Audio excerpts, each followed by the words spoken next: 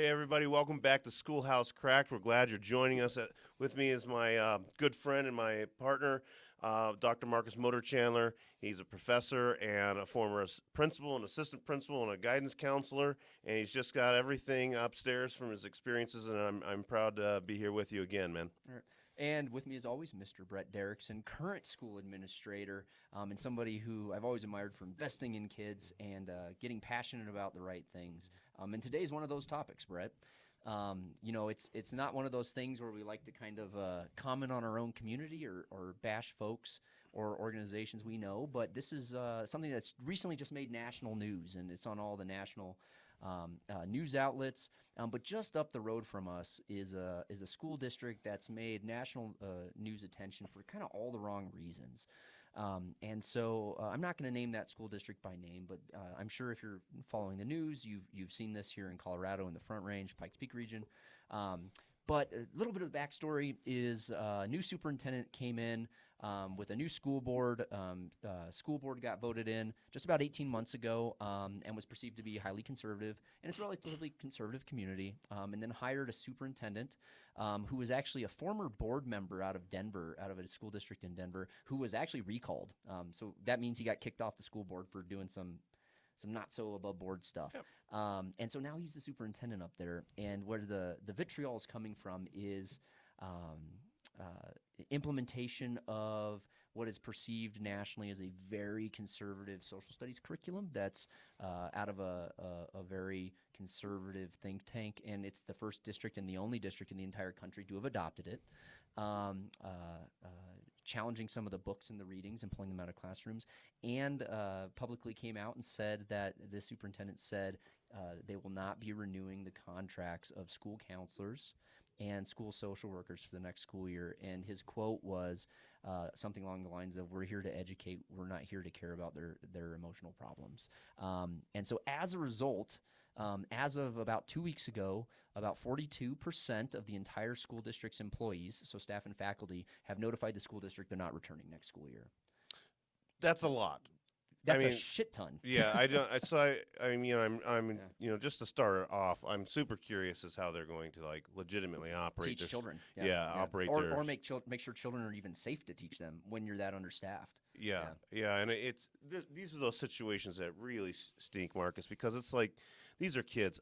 I'm really I have strong political views. I was an American government and politics teacher for nearly 20 years, and but with that being said, I was extraordinarily aware that it was not my responsibility, and it was unethical for me to have my political affiliation known or even understood by my students. What my job was to make sure that they understood the purpose of government, the structures of government, How it and works. and how they operate for the benefit of a democratic nation.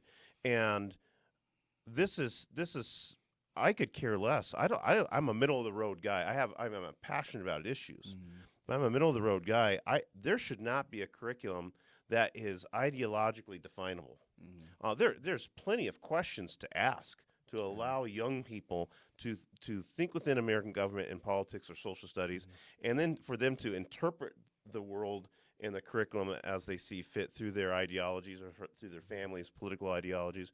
But one that has like an ultra-nationalist or even an anti-American or the perception of anti-American, it shouldn't be embedded into the curriculum. Yeah, I just want to pause there, right? Because the national conversation we're hearing right now, and I actually agree with this, is that educators should not be, quote, indoctrinating children. You and I both know from spending our entire career in schools that nobody's indoctrinating kids.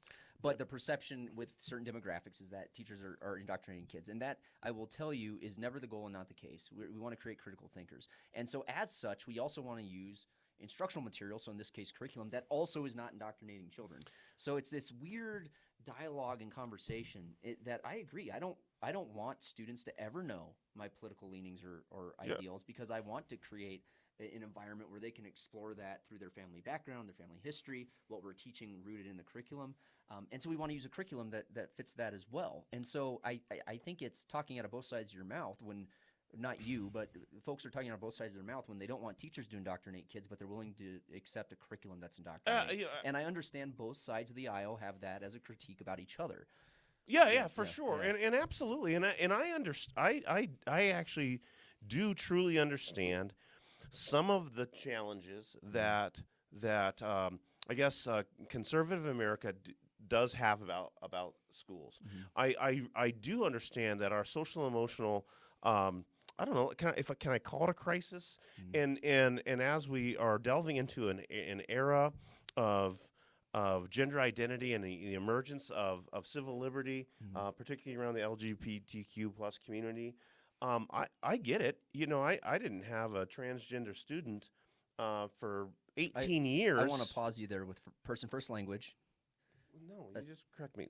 How should I say that? A student who is Yes, thank you. okay, And person first language. and also thank you, Marcus. But I also wouldn't have known if I did or I didn't. So, Yeah. but the point is though is that rapidly we have changed in our culture towards understanding and seeking to understand and seeking to opening the doors for kind of another level of civil liberties within our country. And I get that for some people that's frightening and fearful and confusing. What I am simply saying is, though, to tell a story, kind of like a little funny story, but like I went to my brother's wedding. I have 3 older brothers. There's 4 of us. And the day before the wedding, Which folks at home, that explains a lot about who Brett is. absolutely it does. But the point is that my brother, who was getting married, organized like a bachelor party golf outing. Okay. And let's just say there was 20 golfers, so 5 foursomes. I was not included in the brothers' foursome. It was my 3 older brothers and one of their soccer buddies from Ohio State. Okay, all right. I was put in a foursome with my dad, Okay. my stepdad, and the pastor. Oh. I couldn't have been like more pissed to play golf, and I love to play golf, but this is like, it was such a crap deal for me, right? Anyways, the pastor finds out that I'm a teacher, doesn't ask me any questions, and literally starts like berating me about how they're teaching homosexuality in school. So I just took it for a while, and then I finally turned to the pastor and I said, "What does it look like to you to teach homosexuality in school?" Like, I mean, the guy almost was like, it was almost like there was like a gay sex curriculum. Yeah. And the point is, I'll tell you, I've never come across that textbook in my career. me neither, and it would terrify me. But the point is to just underscore what you're saying. That's not what schools do, folks. And if you're concerned about culture and some of these issues that are difficult, they're not contained in schools. Schools are reflections of their communities, absolutely. and knowledgeable and parents who are talking to their kids about what they're learning, or kids going home and talking about their learning. They get involved with schools. We have an excellent way of making sure that we are not using curriculum to push an agenda. It's called community. As soon as the community doesn't like what we're doing in our school, it's an open and public place. They're in there. My point, calling, emailing, showing up, absolutely. I'm just simply saying this whole idea of political groups and right and left wing political groups getting involved in school boards, getting involved in curriculum, that's a sham. Anybody who's telling you we need to get in there and we need to take over, they are off their rocker. They're pushing something into a public forum so they can have their 15 minutes of fame. At the end of the day, up in that school district that we're talking about, they're going to be without teachers. And I wanted to, so I'd be remiss if I didn't bring this up. When I was a high school principal, I was a high school principal in the district that bordered this school district. And there's been a history of some short-sighted decision-making. And I'm not going to get into that in too much detail, but what that means is, yes, you lose teachers, but you also lose kids. In Colorado, we're a choice state, and so that means parents can choice their student into another school or even in another school district entirely. And so even before all this stuff started happening and I was a principal, I was getting at least every 2 weeks a family coming to me with their high school age student asking if they could enroll. And I would sit down and have those conversations, and every conversation was rooted in those decisions that were politically motivated, that were influencing the classroom in ways that the parents didn't support or honestly didn't care about, and they thought it was asinine. It was even part of the dialogue. And so, yes, we're losing teachers in districts like that, but we're losing kids too. And so now that kid's having to commute 30 minutes to go to their school, and they're not going to their community school. And so the one thing I want to bring up too, Brett, and you kind of mentioned this, is this fight against change. And so the adoption of this curriculum up in the school district, the tagline for this curriculum is that it's been created to work against the whittling away of American values. And so I challenge that, is what are American values? And I ask that question because between the years 2035 and 2050, the United States will no longer be predominantly white. Yeah. And so with that, I mean, we have folks coming from every country on the planet. The U.S. is a country of immigrants, and that's a mix of cultures and ideologies and religious beliefs. And so this belief that American values is this static point in time, that's something we always have to fight to maintain. I do understand that to some extent, absolutely, but society's changing, our culture's changing, and as such, like, if we're not responding to that, what are we teaching kids? No, and what I would like is some sort of long series. It would be perfect right now. Yeah. Of town hall meetings where people are getting involved in just answering that question. Mm-hmm. What are American values? Mm-hmm. And I don't even know exactly where I stand on this, but all I know is on the question of what are American values. Yeah. Like, I mean, you and I could probably just go back and forth and just Even between us, yes, it's different. Yeah, exactly. absolutely.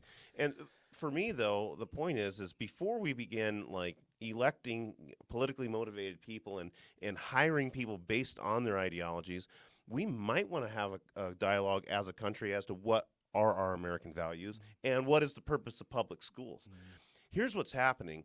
If you're an educator right now and you're teaching social studies or English language arts or really anything, so, I mean, the battleground originally was in science along evolution, and people, pretending like I loved those phone calls. oh yeah, yeah. But the point though is, hey, folks, we're creating a structure right now. This is almost beyond schoolhouse crack. This is almost about schoolhouse broken.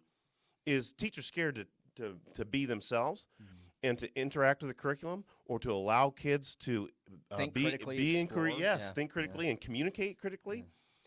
I mean, and if you feel like you're going to lose your job over maybe introducing a relevant and important topic in any line of curriculum, then you're just not going to do it.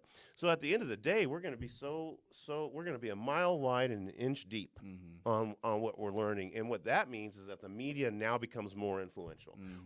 Whether you're talking about right-wing or left-wing media, if our kids cannot, under the academic skill sets, under curriculum, examine topics that are controversial and important going forward, they will get their information from the media. Well, and so I want to extend this a little bit, and I know you've talked about this, Brett, this isn't unique to K-12 public education. We're seeing this now even as issues pushing into higher education, a place that was generally pretty insulated from undue influence, because public education in higher ed, I mean, going back to Oxford, was intended to create critical thinkers and those that can analyze problems and solve them creatively.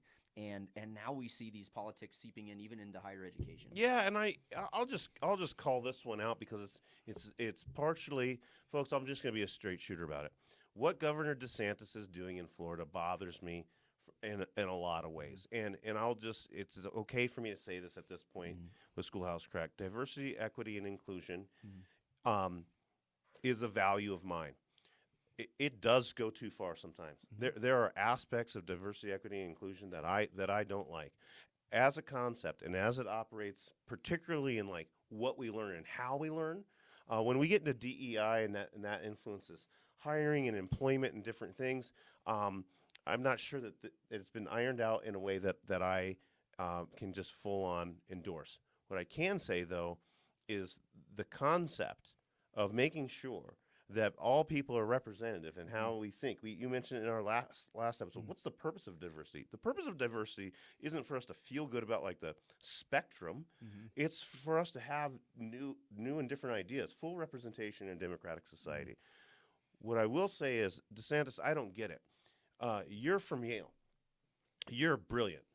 And you just shut down diversity and equity inclusion by yourself on an issue you don't understand. In all state universities, you don't even have like a place to do that. You went to a private school that actually is left leaning, and I appreciate your intelligence and your ability to get things done as a governor and executive. But for you to just go ahead and play out over all your state universities what they can and cannot do, not your place, not your job. Well, and especially from somebody who's, I mean, he's a bit of a charlatan in that regard, who's been overly critical of executive overreach in the past. Oh, and engaging in executive overreach. Oh, yeah. The thing that drives me nuts is I use the example of Oxford, and I don't know if you know this or how many folks know this, but Oxford University in England existed at the same time as the height of the Aztec Empire.